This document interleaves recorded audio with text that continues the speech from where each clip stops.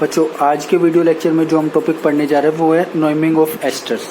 ठीक है, IUPAC nomenclature of esters. Asters के IUPAC नोमेनक्लेचर में देखना, एस्टर जो है वो फंक्शनल ग्रुप क्या होता है, यहाँ पे R होगा और यहाँ पे R होगा, कोई भी अल्काइल ग्रुप होंगे और C डबल बॉन्ड O। ठीक है, अगर इसको सफिक्स में डालते हैं तो इसमें वर्ड ऐड करते हैं O8, और अगर इसको प्रीफिक्स में डालते हैं तो इसके लिए वर्ड दो अलग अलग तरीके के होते हैं। एक तो होता है एल्केनोइल ऑक्सी और एक होता है एल्कोक्सी कार्बोनिल। एक एल्केनोइल ऑक्सी और एक एल्कोक्सी कार्बोनिल। पहले हम सफिक्स का देखेंगे, फिर हम प्रीफिक्स का देखेंगे। प्रीफिक्स में ये दो क्यों नाम लिखे जाते हैं, क्योंकि दो अलग अलग प्रीफिक्सेस यूज किए जाते हैं अलग अलग कंडीशन में। उनको देखेंगे हम कैसे किए जाते हैं वो यूज, लेकिन पहले सफिक्स की बात करते हैं। ठीक है, सफिक्स में देखना, जैसे ये कोई एस्टर है RC double bond OR dash, RC double bond OR dash. ठीक है, देखो ये जो R डैश होता है इसको लिखते हैं अल्काइल, इस R डैश को लिखते हैं अल्काइल। ठीक है, और एल्क देखना, एल्क क्या होगा, एल्क वो वर्ड रूट होगा जिसमें ये R और ये कार्बन दोनों मिक्स होंगे। ठीक है, एन क्योंकि ये कंपाउंड सैचुरेटेड होगा, और O8 क्यों लिखा है, क्योंकि एस्टर के सफिक्स में O8 आता है इसलिए। तो इसको अल्काइल, इसको अल्क N और O8। ठीक है, ऐसे ही देखना कि ये प्रीफिक्स में गया, ये वर्ड रूट है, ये प्राइमरी सफिक्स है और ये सेकेंडरी सफिक्स है। ये प्रीफिक्स, ये वर्ड रूट, ये प्राइमरी सफिक्स और ये सेकेंडरी सफिक्स, ऐसे देखना इसे। ठीक है, देखना मैं नीचे एग्जांपल्स लेता हूं। मैंने सबसे पहला एग्जांपल लिया है HC डबल बॉन्ड OCH3। देखना, इस CH3 को जो इस सिंगल बॉन्ड ऑक्सीजन के साथ है, इसको कहाँ डालेंगे, इसको डालेंगे प्रीफिक्स में। तो ये क्या है, मिथाइल। CH3 को क्या कहते हैं, मिथाइल कहते हैं, यहाँ लिखा मिथाइल। अच्छा, अब इसमें देखो पूरा एक ही कार्बन है, तो वर्ड रूट में क्या बना, मीथ। ठीक है, उसके बाद कंपाउंड सैचुरेटेड है तो एन, और एस्टर है तो O8, तो मिथाइल मिथेनोएट, जिसको मिथाइल फॉर्मेट भी कहते हैं। अगला नाम देखना, मैंने यहाँ पे लगाया CH3, तो ये CH3 तो प्रीफिक्स में जाएगा, इसको लिखा मैंने मिथाइल, जिसको हम अल्काइल लिख रहे थे। किस तरह लिख रहे थे हम नाम, अल्काइल और अल्केनोएट, तो इसको लिखा मिथाइल। अच्छा, एल्क वर्ड रूट होता है, यहाँ पे देखना वर्ड रूट में दो कार्बन है तो ईथ, अब ये कंपाउंड सैचुरेटेड है तो एन, और एस्टर है तो O8, मिथाइल इथेनोएट। अगला नाम देखना, यहाँ पे मैंने लगाया C2H5, यहाँ पे लगाया C2H5। ठीक है, यहाँ पे ये सिंगल बॉन्ड ऑक्सीजन के साथ है तो इसको क्या लिखूंगा, इथाइल लिखूंगा। ठीक है, C2H5 हो गया, इथाइल हो गया, और ये 3 कार्बन की चेन हो गई। इस 3 कार्बन की चेन को क्या लिखूं, प्रोप, कंपाउंड सैचुरेटेड है तो एन, और एस्टर है तो O8। एक और एग्जांपल देखना, मैं ऐसे लिखता हूं CH3 C double bond O C3H7। इस कार्बोनिल वाला नहीं, जो दूसरे वाला अल्काइल ग्रुप है उसको अल्काइल लिखते हैं। ये 3 कार्बन का प्रोपाइल, ठीक है, और ये 2 कार्बन का है तो ईथ, सैचुरेटेड है तो एन, और एस्टर है तो O8, प्रोपाइल इथेनोएट, और ये इथाइल प्रोपेनोएट। फर्क देख लेना, फर्क देखना। ठीक है, इस चीज का एक और चीज का ध्यान रखना कि इस अल्काइल और इस एल्केनोएट के बीच में थोड़ा गैप आता है। हर जगह मैंने गैप दिया हुआ है, देखो हर जगह गैप दिया हुआ है, इसके बीच में गैप होता है, ये दोनों एक साथ जुड़े नहीं होते। ठीक है, एक दो एग्जांपल और देखना, आगे देखना। अगला एग्जांपल, मैं ये एग्जांपल लेता हूँ। देखो, इसको आप प्रीफिक्स में डालोगे और इसको सफिक्स में डालोगे। ठीक है, प्रीफिक्स में क्या डाला, इथाइल डाला। अब देखो, मुझे यहाँ पे कार्बन चेन सेलेक्ट करनी पड़ेगी, और ऐसी कार्बन चेन सेलेक्ट करनी पड़ेगी जिसमें ये एस्टर वाला कार्बोनिल कार्बन भी इंक्लूड हो। तो मैं 4 कार्बन की सेलेक्ट कर सकता हूँ। ये मिथाइल ग्रुप क्या रह जाएगा, अलग रह जाएगा, और अलग रह जाएगा तो देखना ये वाला प्रीफिक्स तो किसका है, एस्टर का है, और ये वाला प्रीफिक्स किसका है, इस कार्बन चेन का है। दो अलग अलग तरीके के प्रीफिक्स आ गए, यहाँ पे दो अलग अलग तरीके के प्रीफिक्स आ गए। एक प्रीफिक्स इस एस्टर वाली चेन का, एक प्रीफिक्स इस कार्बन चेन का। तो इस प्रीफिक्स को इस कार्बन चेन के पहले लिखेंगे, ना कि इस एस्टर वाले के पहले। बात समझ आ रही है? नाम देखना आप, 4 कार्बन की चेन, तो मैंने लिखा ब्यूट। अब 4 ये मिथाइल ग्रुप कहाँ लगा है, 1 2 3 पे, तो इस ब्यूट से पहले इस 3 मिथाइल को एज ए प्रीफिक्स जोड़ दिया। तो 3 मिथाइल ब्यूट, कंपाउंड सैचुरेटेड है तो एन, और एस्टर है तो OH। तो इस कंपाउंड का नाम इथाइल 3 मिथाइल ब्यूटेनोइड। ठीक है, इस एग्जाम्पल को देखना, इस एग्जाम्पल को देखना। यहाँ पे देखो ये हमारा एस्टर वाला प्रीफिक्स है। एस्टर क्या होता है, देखो अल्काइल एल्केनोइड होता है। अब यहाँ पे देखो ये अल्काइल जो है वो तो ये है, ये देखो ये जो अल्क है वो ये है, ये पूरा ये। अब एक चीज बताना, इस अल्क में भी तो प्रीफिक्स आ सकता है, इसमें भी तो प्रीफिक्स आ सकता है। इसीलिए तो मैंने ये कहा है कि इस कार्बन चेन को नंबर करो, जो भी प्रीफिक्स है वो इससे पहले जोड़ो, इस अल्क से पहले जोड़ो। देखो यहाँ इथाइल लिखा, अब इस कार्बन चेन को नंबर किया 1 2 3 4। नंबरिंग हमेशा एस्टर से ही शुरू होगी, इसी कार्बन से शुरू होगी। तो 1 2 3 4, 4 कार्बन है तो ब्यूट लिखूं, ठीक है, स्पेस नहीं है यहाँ पे कोई भी, ब्यूट लिखूं, ठीक है। अब देखो 1 2 3, 2 पे ब्रोमो, 3 पे मिथाइल। अल्फाबेटिकल ऑर्डर में लिखूंगा तो इस ब्यूट से पहले 2 ब्रोमो 3 मिथाइल। अच्छा, ये अल्काइल, ये एल्केनोइड, और ये इस एल्केनोइड का प्रीफिक्स, ठीक है। 2 ब्रोमो 3 मिथाइल ब्यूट, फिर ये कंपाउंड सैचुरेटेड है तो एन, और एस्टर है तो OH, एस्टर है तो OH, ठीक है। इस बात को ध्यान रखना बच्चों। एक और एग्जांपल देखना बच्चों, मैं ऐसे लिखता हूँ example CH3 CH double bond CH C double bond O CH3, ठीक है। इसका नाम लिखें, नाम कैसे लिखना है, अल्काइल और एल्केनोइड।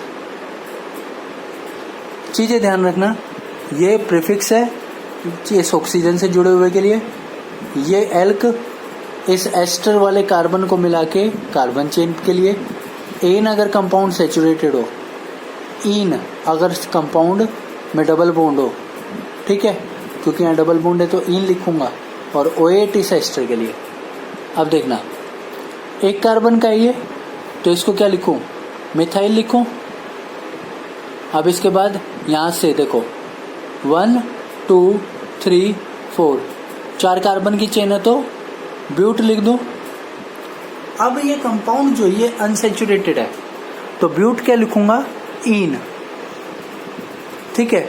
लेकिन इस ब्यूट और इन के बीच में इस इन की लोकेशन भी देनी पड़ेगी मुझे, ब्यूट टू इन, और आगे OH। देखो मैंने इस इन पूरा क्या होता है, इन ये होता है, ये ई हटा दिया है, क्यों, अगला नाम जो है वो O से शुरू हो रहा है।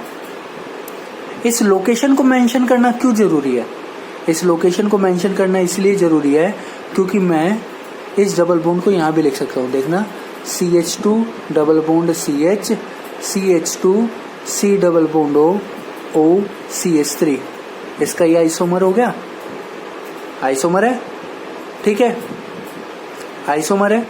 अब इसका नाम क्या लिखूंगा, देखो मिथाइल, मिथाइल के बाद नंबरिंग करूं 1 2 3 4, 4 कार्बन की चेन तो ब्यूट, लेकिन अब इन जो है वो 3 पे है, 3 इन OH, ये इसका नाम हो गया। बात समझ आ रही है? अब बच्चों देखना, ये तो जब वो केसेस लिए जिसमें एस्टर प्रीफिक्स में था, सफिक्स में था। अब मैं लेता हूं ester in prefix, ester in prefix.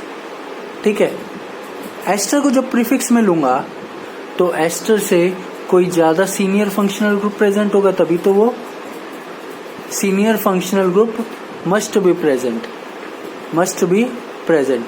Ester से कोई ज्यादा सीनियर फंक्शनल ग्रुप प्रेजेंट होगा तभी तो एस्टर प्रीफिक्स में आएगा। आपको ऑर्डर तो मैंने याद कराया था, कार सल्फो एनहाइड्राइड,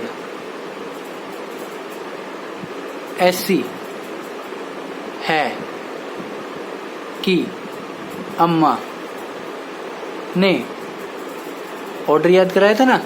तो देखो carboxylic acid, sulphonic acid, anhydride, asters. तो एस्टर से ज्यादा प्रायोरिटी वाले जो ग्रुप प्रेजेंट होंगे तब एस्टर आएगा प्रीफिक्स में, नहीं तो बाकी सभी केसेस में एस्टर कहाँ रहेगा, सफिक्स में ही रहेगा। मैं एक एग्जांपल लिखता हूं, देखना मैं एक कंपाउंड को ऐसे लिखूंगा, ये एस्टर प्रीफिक्स में दो तरीके से हो सकता है। देखना मैं ऐसे लेता हूं CH2, यहाँ पे एक लेता हूं CH3, CH, और कार्बोक्सिलिक एसिड जो एस्टर से सीनियर फंक्शनल ग्रुप है वो ले लेता हूं। ठीक है, यहाँ पे मैं देखो एस्टर चेन लगाता हूं R, ये R क्या मानता हूं मैं, ये मैं एस्टर ग्रुप मानता हूं। इस R को मैं यहाँ पे दो तरीके से लगा सकता हूं।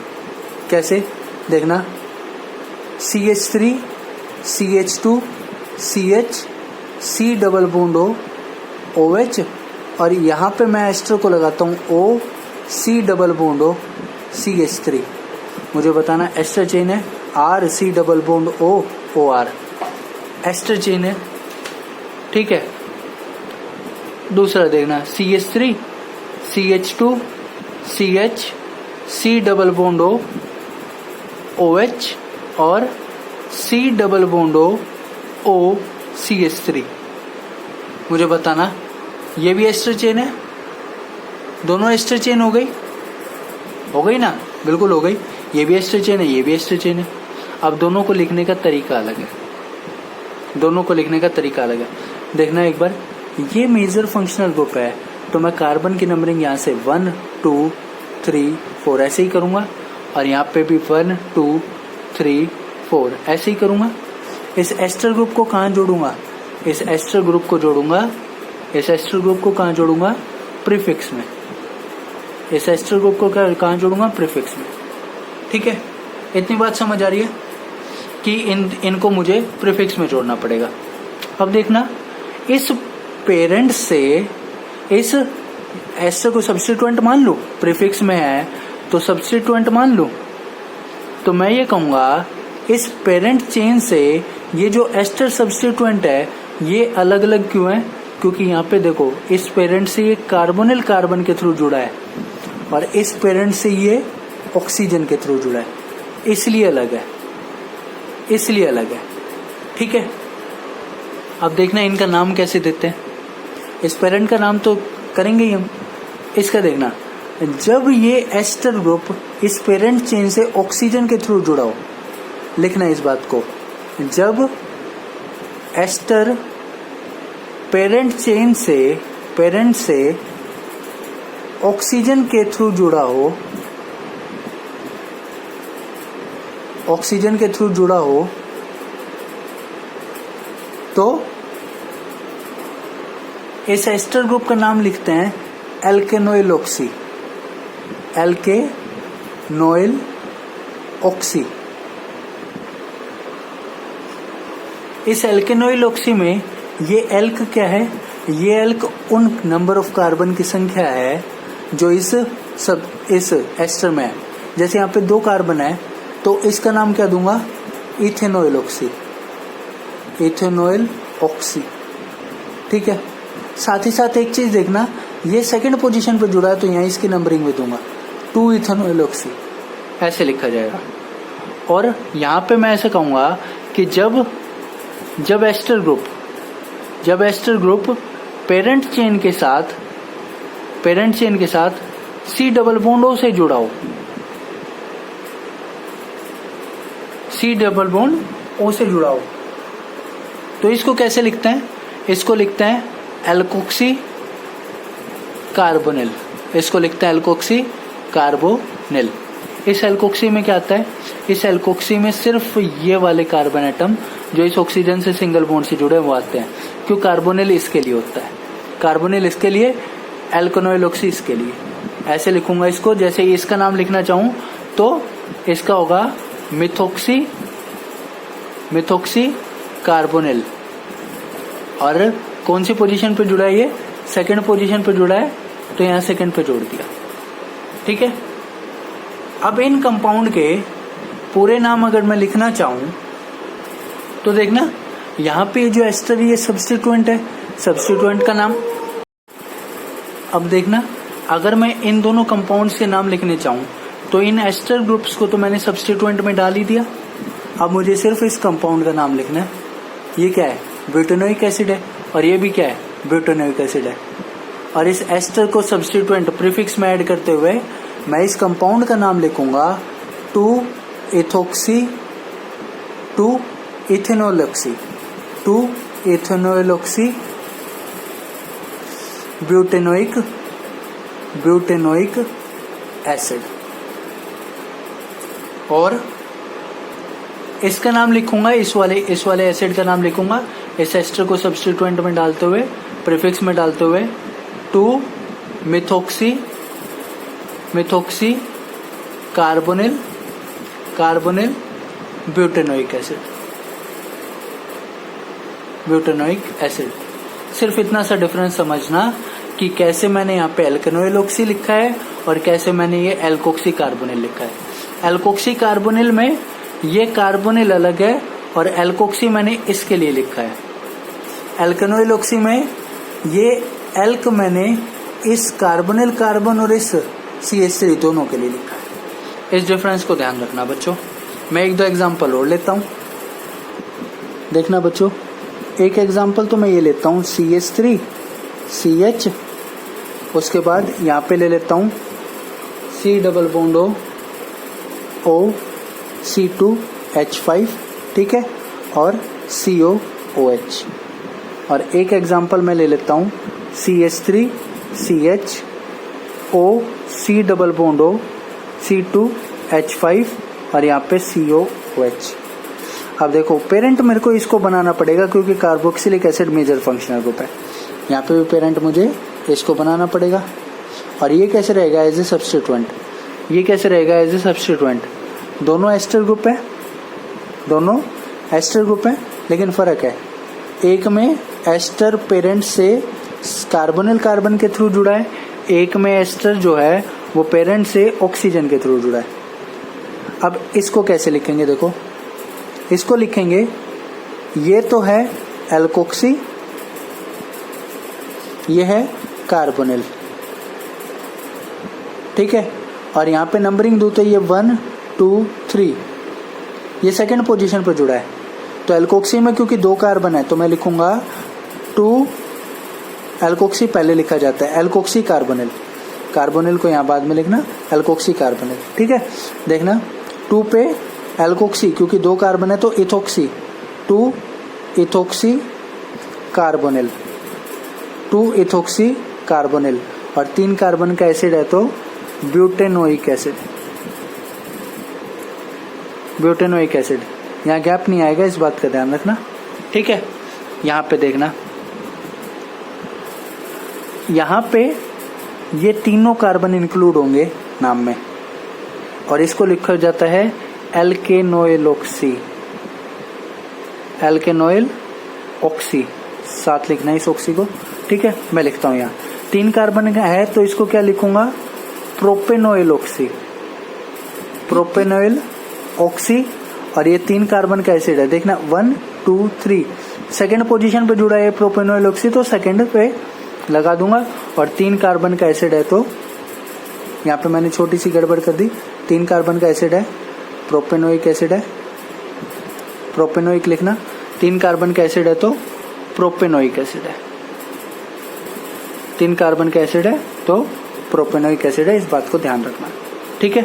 यहाँ पे इस चीज को ध्यान रखना, 3 कार्बन का एसिड था, मैंने 4 के हिसाब से लिख दिया।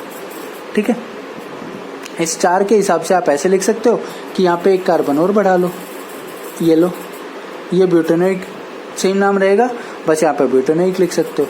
ठीक है, और अगर 3 का ही रखते हो तो इसको प्रोपेनोइक लिख लेना। इस तरीके से नाम दिया जा सकता है। बच्चों एक लास्ट एग्जाम्पल और देखना, जिसमें मैं ऐसा एग्जाम्पल लूंगा जिसमें कंपाउंड में 2 एस्टर ग्रुप हैं। 2 एस्टर ग्रुप का मैं एग्जाम्पल लेता हूँ, देखना, CH3 C double bond O, CH2 CH2 CH2 C double bond O O ET। ठीक है, देखो एक एस्टर ग्रुप ये है और एक ऑक्सीजन और लगाता हूँ यहाँ पे, देखो एक एस्टर ग्रुप ये है। ठीक है, एक एस्टर ये है, एक एस्टर ये है। अब अगर मैं इसको एस्टर कंसीडर करूं, देखना, तो इस पूरे हम कैसे लिखते थे एस्टर का नाम, अल्काइल एल्केनोइड। ठीक है, अगर 2 एस्टर हैं, अगर 2 एस्टर हैं तो एक एस्टर को प्रीफिक्स में लो, एक एस्टर को सफिक्स में लो। और प्रीफिक्स में कहाँ पे, इस यहाँ पे इस एल्केनोइड से पहले, इस एल्केनोइड से पहले, इस एल्केनोइड से पहले। ठीक है, और अगर दो एस्टर होते हैं, 2 एस्टर होते हैं तो क्या किया जाता है, 2 एस्टर के केस में जो लॉन्गेस्ट कार्बन चेन वाला एस्टर होता है, ऐसा एस्टर जिसमें कार्बन की संख्या सबसे ज्यादा होती है, उसे लिया जाता है। ठीक है, देखो अगर मैं इसे एस्टर लेता हूं तो इस पूरे को मुझे अल्काइल की फॉर्म में लिखना पड़ेगा, जो दिक्कत होगी लिखने में। मैं इसे एस्टर ले लेता हूँ, देखो इसे एस्टर मान लिया। ठीक है, इतने को, तो जो ये बाकी का पार्ट बचा, ये इसको मैं क्या कर लूंगा, एज ए सब्स्टिट्यूएंट कंसिडर कर लूंगा, एज ए सब्स्टिट्यूएंट कंसिडर कर लूंगा। और इसे कहाँ भेज दूंगा, प्रीफिक्स में, क्योंकि ये प्रीफिक्स जो है ये इस अल्केनोइड वाले पार्ट पे लिखा हुआ है, इसलिए अल्केनोइड से पहले ही लिखूंगा इस प्रीफिक्स को, क्योंकि ये प्रीफिक्स अल्केनोइड वाले पार्ट पे लगा हुआ है, तो अल्केनोइड से पहले ही लिखूंगा इसको। ठीक है, देखो क्योंकि ये ऑक्सीजन वाले पार्ट से जुड़ा हुआ है ये प्रीफिक्स, इसको मैं कैसे लिखूंगा, इसको मैं लिखूंगा एज एल्केनोइल ऑक्सी, एल्केनोइल ऑक्सी। और क्योंकि इसमें टोटल 2 कार्बन है, इसको मैं लिखूंगा इथेनोइल ऑक्सी। क्यों, इस एल्क में क्या आता है, नंबर ऑफ कार्बन।